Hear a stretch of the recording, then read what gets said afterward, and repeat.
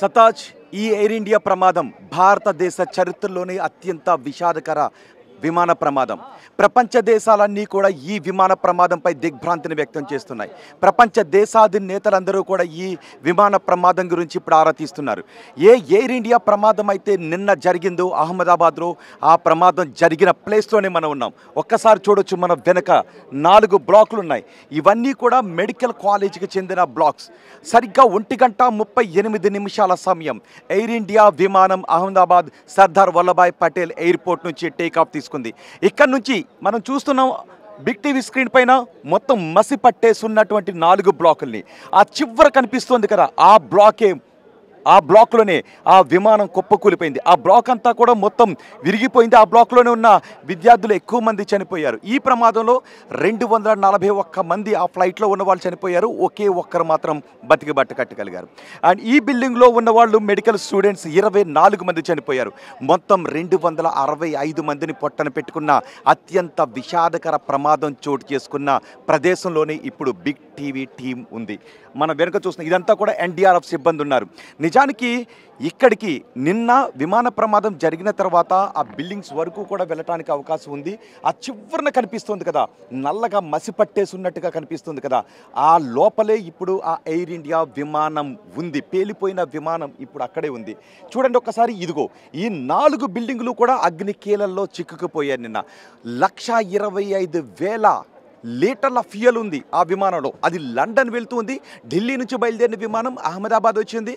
అహ్మదాబాద్లో హాల్ తీసుకుని అక్కడ నుంచి లండన్కి బయలుదేరి వెళ్ళింది.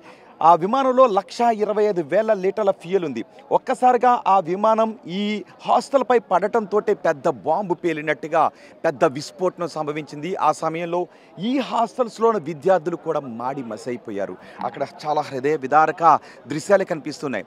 నిజానికి ఇప్పటికీ అక్కడికి వెళ్ళి చూస్తే కొన్ని మాంసపు ముద్దలు కనిపిస్తున్నాయి. ఇది అత్యంత విషాదకరం, గుండెల్ని కలచివేసే ఘటన. మన ఇక్కడికి ఎవరిని కూడా రానవట్లేదు. నిజానికి పోలీసులు కూడా బ్యారికేడ్లు పెట్టి వెళ్ళిపోండి అని చెప్తున్నారు. నేను ఒకసారి ఇటు ప్యాన్ చేసి కూడా చూపిస్తాను. మీడియా సిబ్బంది సురేష్ ఒకసారి అటు ప్యాన్ చేద్దాం. ఓకే అటు ఈ బ్యారికేడ్లు పెట్టి అటు నుంచి వెళ్ళిపోమని చెప్తున్నారు. సో ఇక్కడ మనం ఒకసారి అటు బ్యాక్ అంతా ప్యాన్ చేస్తే మీడియా సిబ్బంది అందరినీ కూడా ఇక్కడే ఆపేశారు. ఈ బ్యారికేడ్లు దాటి మాత్రం వెళ్ళనివ్వడం లేదు. ఎందుకంటే అక్కడ ఇంకా మాంసపు ముద్దలు అక్కడక్కడ పడి ఉన్నటువంటి మాంసపు ముద్దలు ఉన్నాయి. ఆ కాలిపోయినటువంటి ఆ దేహాలను రాత్రి మ్యాక్సిమం తీసేశారు, కానీ ఇంకా కొన్ని ఉన్నాయి. పూర్తిగా కాలిపోయినవి కూడా కొన్ని ఉన్నాయి. వాటన్నిటినీ కూడా ఇప్పుడు తీయడానికి ఎన్డీఆర్ఎఫ్ సిబ్బంది మనం చూడొచ్చు. అటు సైడ్ ఒక బ్యారికేడ్లు ఏర్పాటు చేశారు, ఇటు సైడ్ ఏర్పాటు చేశారు. ఈ మధ్యలో పోలీసులు మొత్తం దీని అంతటిని కూడా కార్డన్ చేశారు. అక్కడ ఇంకా ఫైర్ ఇంజిన్ ఇవన్నీ కూడా మనకు కనిపిస్తున్నాయి. ఇటు మనకి ఇటు సైడ్ ఆ లెఫ్ట్ సైడ్లో ఉన్నదే సివిల్ హాస్పిటల్. ఇక్కడ ఈ హాస్పిటల్ ఉంది. ఈ ప్రమాదం జరిగిన ప్రదేశానికి సరిగ్గా ఎన్ని కిలోమీటర్లు ఉందో తెలుసా? ఎయిర్పోర్ట్ కేవలం 2 కిలోమీటర్ల దూరం మాత్రమే ఉంది. ఎయిర్పోర్ట్ రన్వే సరిగ్గా ఎయిర్లో ఈ ప్రమాదం జరిగిన బిల్డింగ్స్కి ఇప్పుడు మీరు బిగ్ టీవీ స్క్రీన్ పైన చూస్తున్నారు కదా, ఆ బిల్డింగ్స్ దగ్గర నుంచి కేవలం 2 కిలోమీటర్ల దూరంలోనే ఉంది. అంటే విమానం టేకాఫ్ తీసుకున్న తర్వాత 2 కిలోమీటర్ల దూరంలోనే పడిపోయింది. ఇక్కడే ఈ హాస్టల్ భవనాలు ఉన్నాయి కదా, చూడొచ్చు ఆ పెచ్చులన్నీ కూడా ఊడిపోయాయి. ఆ చివరినున్న భవనం అయితే మొత్తం అది చాలా వరకు శిథిలం అయిపోయింది. ఒకవేళ ఇక్కడ కాకుండా కొంచెం వెనకకి కొంచెం ముందుకి ఈ ప్రమాదం జరిగి ఉంటే ఇది ఇంకా మహా తీరని విషాదాన్ని నింపి ఉండేది. ఎందుకంటే ఇటు నుంచి కొంచెం ముందుకు వస్తే, కొన్ని మీటర్ల ముందుకు వస్తే సివిల్ హాస్పిటల్ ఉంది. ఇంకా ముందుకు వెళ్తే అంతా సిటీ ఉంది. ఆ తర్వాత సబర్మతి రివర్ ఉంది. ఆ రివర్ అనుకున్న అంతా కూడా సిటీ ఉంది. రామ్నగర్ కూడా ఇక్కడే ఉంటుంది, సిటీ ఉంది. మొత్తం ఈ సిటీలో ఎక్కడ పడ్డా దీని ప్రమాద తీవ్రత చాలా ఎక్కువగా ఉండేది. ఒకవేళ రోడ్లపైన పడి ఉంటే పెద్ద ఎత్తున ఇంకా ప్రమాదం జరిగి ఉండేది. 24 మంది మెడికల్ సిబ్బందిని ఈ ప్రమాదం పొట్టన పెట్టుకుంది. అందులో ఆ సమయంలో ఆ బిల్డింగ్స్లో ఉన్నారు కాబట్టి చాలామంది కాలిపోయారు, చాలామంది అక్కడ నుంచి పరుగులు తీశారు ఆ ప్రమాదం నుంచి. అయితే ప్రధాని మోదీ కూడా ఇక్కడికి వచ్చారు. సంఘటనా స్థలాన్ని ఆయన పరిశీలించారు. అండ్ సివిల్ హాస్పిటల్ దగ్గర కూడా వెళ్ళారు. క్షతగాత్రులను ఆదుకుంటాము అని చెప్పారు. ఎవరు అధైర్యపడాల్సిన అవసరం లేదు. ఇది అత్యంత విషాదకర ఘటన, గుండెల్ని కలిచివేసే ఘటన అని. మరి ఈ ప్రమాదానికి కారణం ఏంటి? ఇప్పటికే అమెరికాకు చెందిన ఏవియేషన్ టీమ్స్ వస్తూ ఉన్నాయి, బ్రిటన్కు చెందిన ఏవియేషన్ టీమ్స్ వస్తూ ఉన్నాయి, అలాగే బోయింగ్ కంపెనీకి చెందిన టీమ్స్ కూడా ఇక్కడికి వస్తూ ఉన్నాయి. గ్లోబల్ ఎలక్ట్రానిక్స్ ఇంజన్స్ని సప్లై చేస్తుంది బోయింగ్కి, వాళ్ళ టీమ్స్ కూడా వస్తున్నాయి. అసలు ఈ ప్రమాదం చాలా ఆశ్చర్యాన్ని కలిగిస్తోంది అని చెప్తున్నారు. ఆ విమానం పైకి లేచిన వెంటనే టేక్ ఆఫ్ తీసుకున్న వెంటనే ఇక థ్రస్ట్ క్రియేట్ కాలేదు. ఆ తర్వాత ఆ విమానం నిజానికి ఫ్రంట్ పార్ట్ చూస్తే పైకి ఏటువాలుగా కనిపిస్తోంది, పైకి వెళ్ళటానికి ప్రయత్నిస్తుంది. ఆ విమానం ఆ ఫ్రంట్ పార్ట్ పైకి ఉండగానే కిందకు వచ్చి ఒక్కసారిగా పెద్ద శబ్దంతో విమానం పేలిపోయింది. అదిగో చూడండి ఒక్కసారి, ఆ 4 భవనాల్లోనే భావి డాక్టర్లు ఉన్నారు.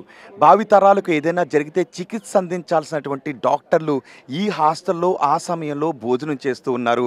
ఒక్కసారికి ఇక్కడ పడటంతో ఆ డాక్టర్లు 24 మంది ప్రాణాలు కోల్పోయారు. అంటే ప్యాసింజర్స్ మాత్రమే కాదు, ఇక్కడ డాక్టర్లు, ఏ సంబంధం లేని డాక్టర్లు ఈ ప్రమాదంలో ప్రాణాలు కోల్పోవడం ఇంకా విషాదాన్ని కలగజేస్తుంది. వాళ్ళ కుటుంబ సభ్యులందరూ ఇక్కడికి వచ్చి రోధిస్తూ ఉన్నారు. తమ బిడ్డలు సివిల్ హాస్పిటల్ కాలేజ్లో ఉన్నారు, పీజీ చేస్తూ ఉన్నారు, ఇంకా కోర్సులు చేస్తూ ఉన్నారు, ఎంబీబీఎస్ చదువుతున్న వాళ్ళు ఉన్నారు. వీళ్ళందరూ ఉన్నారు, మంచి మంచి డాక్టర్లు అవుతారు అని వాళ్ళ తల్లిదండ్రుల కలలు కంటూ వాళ్ళు అనుకుంటూ ఉన్నారు.